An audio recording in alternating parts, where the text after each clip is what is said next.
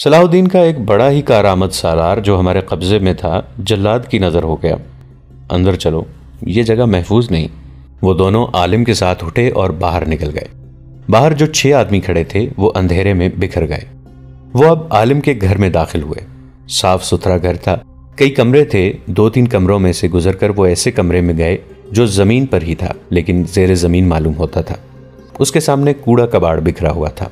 دروازے کے باہر تالا لگا ہوا تھا۔ صاف پتہ چلتا تھا کہ یہ دروازہ برسوں سے نہیں کھولا گیا اور کھولا بھی نہیں جائے گا۔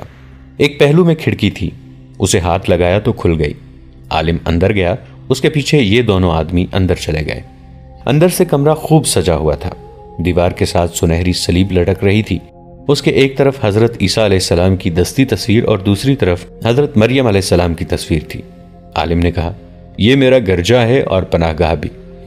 خطرے کی موت میں آپ کے پاس کیا انتظام ہے؟ آنکھ کی ہری پٹی والے نے پوچھا اور مشورہ دیا۔ آپ کو سلیب اور یہ تصویریں اس طرح سامنے نہیں رکھنی چاہیے۔ یہاں تک کسی کے آنے کا خطرہ نہیں، عالم نے جواب دیا اور ہنس کر کہا، مسلمان بڑی سیدھی اور جذباتی قوم ہے۔ یہ قوم جذباتی الفاظ اور سنسنی خیز دلائل پر مرتی ہے۔ جنس انسان کی سب سے بڑی کمزوری ہے۔ میں ان لوگوں میں یہ کمزوری ابھار رہا ہوں۔ انہیں یہ سبق دے رہا ہوں کہ 4 شادیاں فرض ہیں۔ آہستہ آہستہ انہیں بدکاری کی طرف راغب کر رہا ہوں۔ مذہب کے نام پر تم مسلمانوں سے بدی بھی کرا سکتے ہو، نیکی بھی۔ ہاتھ میں قرآن رکھ کر بات کرو تو یہ لوگ احمقانہ باتوں پر بھی قائل ہو جاتے ہیں اور جھوٹ کو بھی سچ مان لیتے ہیں۔ یہ میرا تجربہ کامیاب ہے۔ میں یہاں اپنے جیسا ایک گروہ پیدا کر لوں گا جو مسجد میں بیٹھ کر اور قرآن مجید ہاتھ میں لے کر ان لوگوں کے جذبہ جہاد کو اور کردار کو قتل کر دے گا۔ عورت کے متعلق میں ان لوگوں کے نظریات بدل رہا ہوں۔ صلاح الدین نے عورتوں کو بھی عسکری تربیت دینی شروع کر دی ہے۔ میں انہیں بتا رہا ہوں کہ عورت کو گھر میں قید رکھو۔ میں اس قوم کی نصف آبادی کو بیکار کر دوں گا۔ فوج کے خلاف نفرت پیدا کرنا ضروری ہے، ہری پٹی والے کے ساتھی نے کہا۔ صلاح الدین ایوبی نے یہی کمال کر دکھایا ہے کہ قوم اور فوج کو ایک کر دیا ہے۔ وہ اس وقت اعلان کر دے کہ یروشلم فتح کرنا ہے تو مصر کی ساری آبادی اس کے ساتھ چل پڑے گی، لیکن وہ ایسا اعلان نہیں کرے گا، عالم نے کہا۔ وہ دانش مند ہے، وہ جذباتی لوگوں کو پسند نہیں کرتا۔ وہ صرف ایک تربیت یافتہ سپاہی کو 100 غیر تربیت یافتہ جوشیلے آدمیوں پر ترجیح دیتا ہے۔ وہ کھوکھلے نعروں سے قوم کو بھڑکاتا نہیں، حقیقت کی بات کرتا ہے۔ یہ ہمارا کام ہے کہ اس کی قوم کو حقیقت اور تربیت سے دور رکھیں اور اسے جذباتی بنا دیں۔ اس قوم میں شعور کی بجائے جوش رہ جائے، وہ جوش جس میں حقیقت پسندی اور دانش مندی نہ ہو۔ دشمن کے پہلے تیر سے ہی ٹھنڈا پڑ جائے، خواہ تیر قریب سے گزر جائے۔ ہم ان میں صرف جوش رہنے دیں گے۔ تم نے سنا ہے کہ میں اپنے درس میں صلاح الدین ایوبی کی بہت تعریفیں کر رہا تھا۔ یہ باتیں تو ہم بعد میں کر لیں گے، اس آدمی نے کہا۔ دونوں اونٹنیاں دکھا دیں اور یہ بتائیں کہ ہمیں یہاں کس وقت اور کس طرح پناہ مل سکتی ہے، اور یہاں کوئی اپنا اور آدمی رہتا ہے یا نہیں؟ نہیں، عالم نے جواب دیا، یہاں اور کوئی نہیں رہتا۔ ان کے درمیان کوئی شک و شبہ نہیں رہا تھا۔ وہ خفیہ الفاظ میں ایک دوسرے کو پہچان چکے تھے۔ عالم کمرے سے نکل گیا، واپس آیا تو اس کے ساتھ 2 بڑی ہی خوبصورت اور جوان لڑکیاں تھیں۔ یہی وہ 2 لڑکیاں تھیں جن کے متعلق اس نے لوگوں کو بتایا تھا کہ یہ اس کی بیویاں ہیں۔ انہیں وہ سر سے پاؤں تک برقعے میں چھپا کر لایا تھا، مگر ان 2 آدمیوں کے سامنے وہ بے پردہ آئیں۔ عالم نے ان کا تعارف دونوں آدمیوں سے کرایا اور الماری میں سے شراب کی بوتل نکالی۔ ایک لڑکی گلاس لے آئی، شراب گلاسوں میں ڈالی گئی۔ ان دونوں آدمیوں نے شراب کو ہاتھ نہ لگایا۔ پہلے کام کی باتیں کر لیں، ہری پٹی والے نے کہا۔ تمہیں 2 آدمیوں کو قتل کرنا ہے، دوسرے نے کہا، صلاح الدین ایوبی کو اور علی بن سفیان کو۔ ہماری مجبوری یہ ہے کہ ہم نے دونوں کو نہیں دیکھا۔ ہمیں دونوں آدمی دکھا دیں۔ کیا آپ نے انہیں دیکھا ہے؟ اتنا دیکھا ہے کہ دونوں کو اندھیرے میں بھی پہچان سکتا ہوں، عالم نے کہا۔ میں نے جو مہم شروع کر رکھی ہے اس کے لیے ضروری تھا کہ دونوں کو اچھی طرح پہچان لوں۔ علی بن سفیان اتنا ذہین اور گھاگ ہے کہ اپنے کسی جاسوس کو یہاں بھیجنے کی بجائے خود یہاں آ سکتا ہے۔ اگر وہ بھیس بدل کر میرے سامنے آئے تو بھی میں اسے پہچان لوں گا۔ اور صلاح الدین ایوبی کے متعلق کیا خیال ہے؟ ہری پٹی والے نے پوچھا۔ اسے بھی خوب پہچانتا ہوں، عالم نے جواب دیا۔ ہری پٹی والے نے اپنے دونوں ہاتھ اپنی کن پٹیوں پر رکھے، داڑھی کو پکڑا اور ہاتھوں کو نیچے کو جھٹکا دیا۔ اس کی لمبی داڑھی اور گھنی مونچھیں اس کے چہرے سے الگ ہو گئیں۔ پیچھے چھوٹی سی داڑھی رہ گئی جو نہایت اچھی طرح تراشی ہوئی تھی۔ مونچھیں بھی تراشیدہ تھیں۔ لمبی داڑھی اور گھنی مونچھیں مصنوعی تھیں جو اب اس نے اپنے ہاتھ میں لے رکھی تھیں۔ اس نے آنکھ سے ہری پٹی بھی نوچ کر پرے پھینک دی۔ عالم جہاں تھا وہیں بت بن گیا۔ اس کی آنکھیں ٹھہر گئیں اور اس کا منہ کھل گیا۔ دونوں لڑکیاں حیران و ششدر کبھی اس آدمی کو دیکھتی جس نے اپنا بہروپ اتار دیا تھا، کبھی عالم کو دیکھتی جس کا رنگ لاش کی طرح ہو گیا تھا۔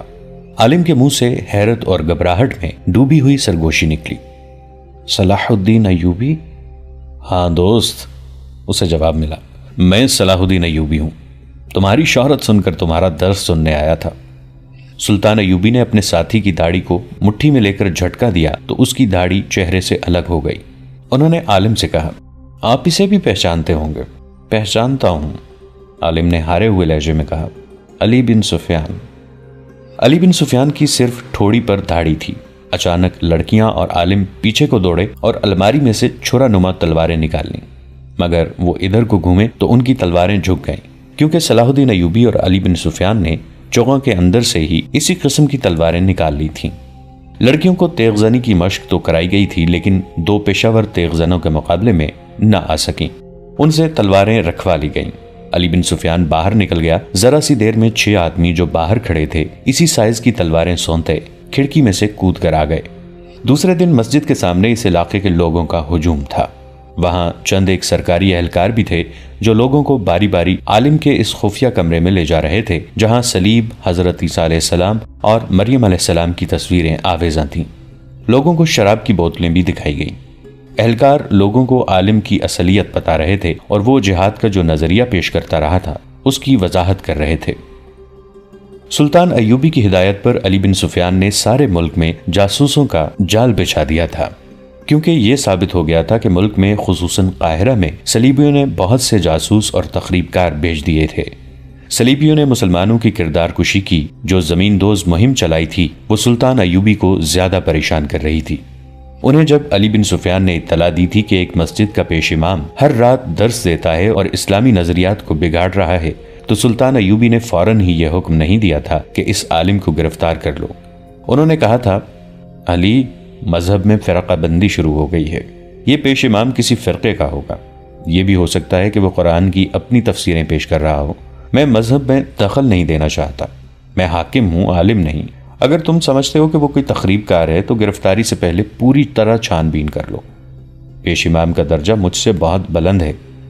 علی بن سفیان خود اس مسجد میں درس سننے نہیں گئے کیونکہ انہیں شک تھا کہ اگر یہ پیش امام واقعی دشمن کا بھیجا ہوا تخریب کار ہے تو اسے پہچانتا ہوگا۔ انہوں نے اپنے ذہین سراغ رساں مسجد میں بھیجے جو 10-12 مرتبہ وہاں گئے اور انہوں نے جو درس سنے وہ من و عن علی بن سفیان کو سنا دیے۔ آخر ایک رات اس صلیبی عالم نے جہاد پر درس دیا اور یہ تعویل پیش کی جو صلاح الدین ایوبی نے بھی سنی۔ سراغ رسانوں نے یہ درس علی بن سفیان کو سنایا تو کوئی شک نہ رہا۔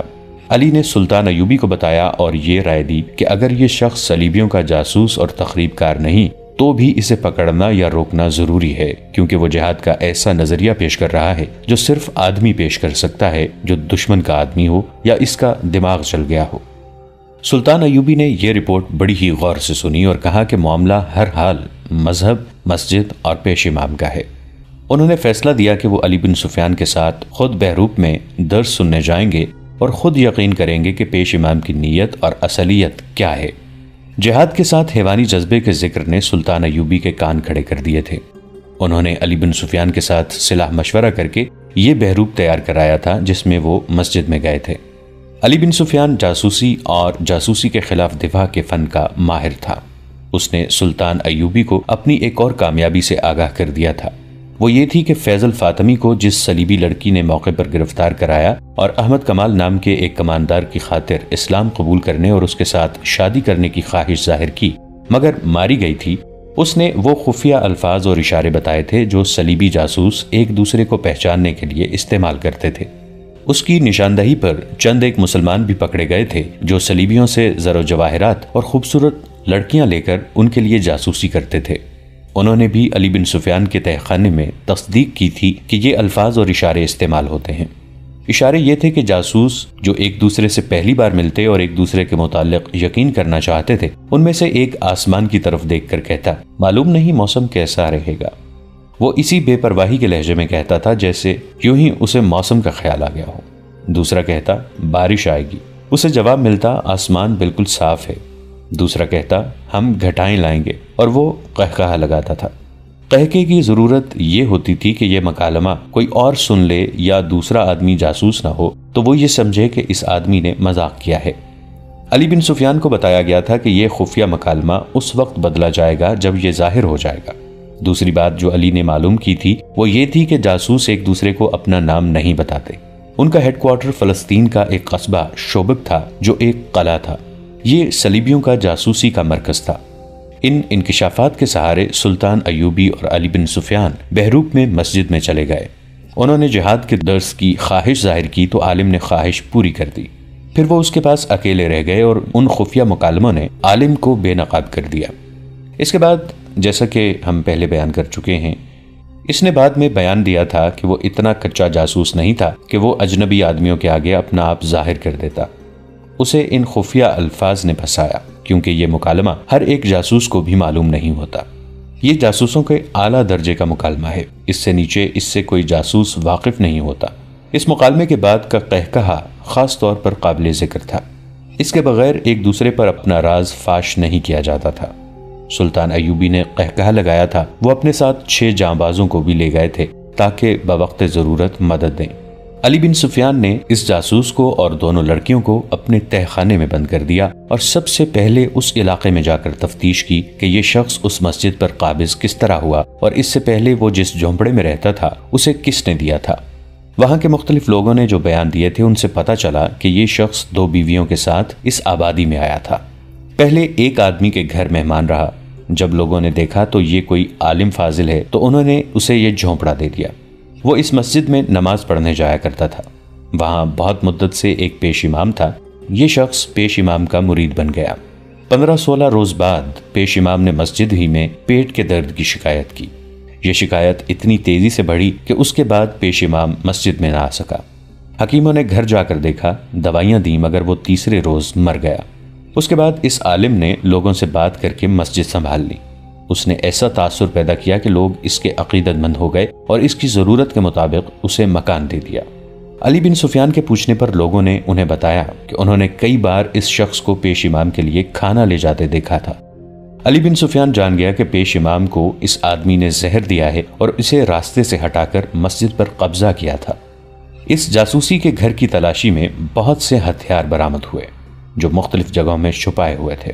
وہاں سے زہر بھی برآمد ہوا۔ وہ ایک کتے کو دیا گیا تو کتا 3 دن بے چین رہا اور گرتا اور اٹھتا رہا۔ تیسرے دن شام کے بعد کتا مر گیا۔ علی بن سفیان نے اپنی تفتیش سلطان ایوبی کے آگے رکھی تو سلطان نے اسے کہا، ان تینوں کو قید میں خوب پریشان کرو اور انہیں خوفزدہ کیے رکھو، لیکن میں انہیں جلاد کے حوالے نہیں کروں گا اور انہیں قید میں بھی نہیں ڈالوں گا۔ پھر آپ کیا کریں گے؟ علی بن سفیان نے پوچھا۔ میں انہیں حفاظت اور عزت سے واپس بھیج دوں گا۔ علی بن سفیان نے حیرت زدہ ہو کر سلطان ایوبی کے منہ کی طرف دیکھا۔ سلطان نے کہا، میں ایک جوا کھیلنا چاہتا ہوں علی، ابھی مجھ سے کچھ نہ پوچھنا، میں سوچ رہا ہوں کہ یہ بازی لگاؤں یا نہیں۔ انہوں نے ذرا توقف سے کہا، کل دوپہر کے کھانے کے بعد نائب سالاروں، مشیروں، اعلیٰ کمانداروں اور انتظامیہ کے ہر شعبے کے سربراہ کو میرے پاس لے آنا، تمہاری موجودگی بھی ضروری ہے۔ علی بن سفیان نے اس رات پہلی بار اس عالم سے تفتیش کی لیکن وہ بڑا سخت آدمی نکلا۔ اس نے کہا، غور سے میری بات سن لو علی بن سفیان، ہم دونوں ایک ہی میدان کے سپاہی ہیں۔ تم میرے ملک میں کبھی پکڑے گئے تو مجھے امید ہے کہ تم جان دے دو گے، اپنے ملک اور اپنے قوم کو دھوکہ نہیں دو گے۔ تم یہی توقع مجھ سے رکھو، مجھے معلوم ہے میرا انجام کیا ہوگا۔ اگر میں تمہیں وہ ساری باتیں بتا دوں جو تم مجھ سے پوچھنا چاہتے ہو تو بھی تم لوگ مجھے بخشو گے نہیں۔ مجھے اس تہ خانے میں مرنا ہے، خواہ تم جلاد سے مرواؤ اور خواہ اذیت میں ڈال کر مار دو، پھر میں کیوں اپنی قوم کو دھوکہ دوں؟ مجھے امید ہے کہ تم اپنا ارادہ بدل دو گے۔ علی بن سفیان نے کہا، کیا تم ان 2 لڑکیوں کی عزت بچانے کی خاطر یہ پسند نہیں کرو گے کہ میں جو پوچھ رہا ہوں وہ مجھے بتا دو؟ کیسی عزت؟ اس نے جواب دیا، ان لڑکیوں کے پاس صرف حسن اور ناز نخرے ہیں یا وہ استادی ہے جس سے وہ پتھروں کو بھی موم کر لیتی ہیں۔ ان کے پاس عزت نام کی کوئی چیز نہیں رہی۔ یہی تو انہیں سکھایا جاتا ہے کہ اپنی عزت سے دستبردار ہو جاؤ۔ ہم لوگ اپنی جان اور عزت بہت دور پھینکاتے ہیں۔ تم ان لڑکیوں کے ساتھ جیسا بھی سلوک کرنا چاہتے ہو کر لو، انہیں میرے سامنے ذلیل کر لو، میں تمہیں کچھ نہیں بتاؤں گا، لڑکیاں بھی تمہیں کچھ نہیں بتائیں گی۔ جاسوس لڑکیوں کو ہم سزائے موت دے دیا کرتے ہیں، انہیں ذلیل نہیں کیا کرتے۔ علی بن سفیان نے کہا، ہمارا مذہب عورت کو اذیت میں ڈالنے کی ہمیں اجازت نہیں دیتا۔ میرے دوست، جاسوس نے کہا، تم پیار کا حربہ استعمال کرو یا اذیت کا، ہم میں سے کوئی بھی ان ساتھیوں کی نشاندہی نہیں کرے گا جو تمہاری سلطنت کی جڑوں میں بیٹھے ہوئے ہیں۔ تم نے لڑکیوں کے ساتھ اچھا سلوک کرنے کا وعدہ کیا ہے، میں اس کے عوض تمہیں یہ بتا دیتا ہوں کہ یہ میری اور تمہاری جنگ نہیں، یہ صلیب اور چاند تارے کی جنگ ہے۔ میں ان معمولی سے جاسوسوں میں سے نہیں ہوں جو ادھر کی خبریں ادھر بھیجتے اور تمہارے آئندہ کے ارادے معلوم کرتے رہتے ہیں۔ اس شعبے میں میرا رتبہ بہت اونچا ہے، میں عالم ہوں، اپنے مذہب کا مطالعہ اتنا ہی گہرا کیا ہے جتنا تمہارے مذہب کا، انجیل اور قرآن کی تہ تک پہنچا ہوں۔ میں اعتراف کرتا ہوں کہ تمہارا مذہب بہتر اور سادہ ہے، یہ ہر انسان کا مذہب ہے جس میں کوئی پیچیدگی نہیں، اس کی مقبولیت کی وجہ بھی یہی ہے، مگر میں تمہیں یہ بھی بتا دینا چاہتا ہوں کہ تمہارے دشمنوں نے تمہارے مذہب کی اصلیت کو بگاڑ دیا ہے تاکہ اس کی مقبولیت ختم ہو جائے۔ یہودیوں نے مسلمان علماء کے بھیس میں اس میں بے بنیاد روایات شامل کر دی ہیں۔ اسلام توہمات کے خلاف تھا، مگر اس وقت سب سے زیادہ توہم پرست مسلمان ہیں۔ میں نے چاند گرہن اور سورج گرہن کے وقت مسلمانوں کو سجدے کرتے اور نذرانے دیتے دیکھا ہے، اور ایسی کئی ایک بدعتیں تمہارے مذہب میں شامل کر دی ہیں۔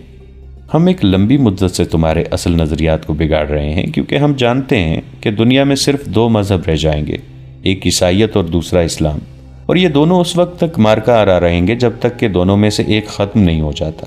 کسی بھی مذہب کو تیروں اور تلواروں سے ختم نہیں کیا جا سکتا، کسی مذہب کو تبلیغ سے بھی ختم نہیں کیا جا سکتا۔